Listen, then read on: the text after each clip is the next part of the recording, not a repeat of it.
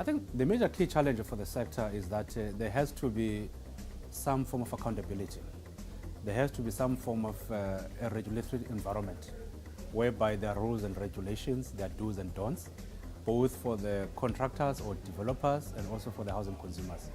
But also what we're trying to do is to make sure that we create an enabling environment for the contractors to operate in this sector, but also to have the capacity to operate, but at the same time to have the rules on how to operate in the sector. So our role as NHBRC is two-pronged. We provide what is called the warranty scheme, which is an insurance. We also become a regulator, which therefore we create and establish norms and standards, which all the builders must therefore follow. But again, we actually regulate the industry in such a way that all builders and contractors in South Africa are required by law. It's by law. So if you are involved in house construction or built environment, you must register with us. So we give you a license to operate. So which means therefore that if you don't have that license, you cannot be able to do business anywhere in South Africa. So that's the one part of the regulations. The second part is that we also have to make sure that we create norms and standards, because there's so much that is happening across the globe. So there has to be parameters on where people must work. They must know where do you start, where do you end, what are the do's and don'ts. So we create those norms and standards, and all the builders must follow that. Why we do that is because we want to protect the end user of the product. Who is this end user? Is the housing consumer.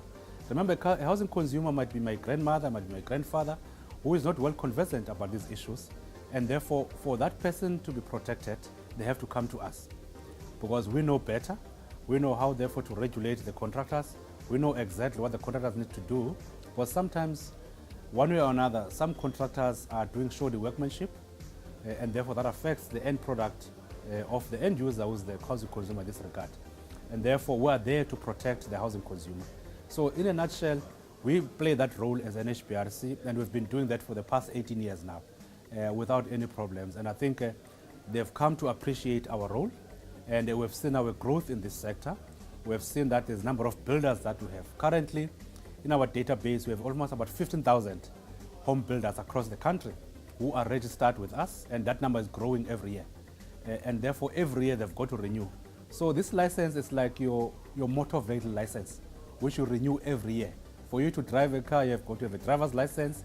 Your car must also be roadworthy. So that's what we also do with the builders. And of course, they pay a certain fee, and that fee is very much minimum, which keeps us to do our work as an entity, but also make sure that indeed we have also a lot of training programs, a lot of capacity building programs for the builders. So in a nutshell, we are there for the builders, we are there for the housing consumers.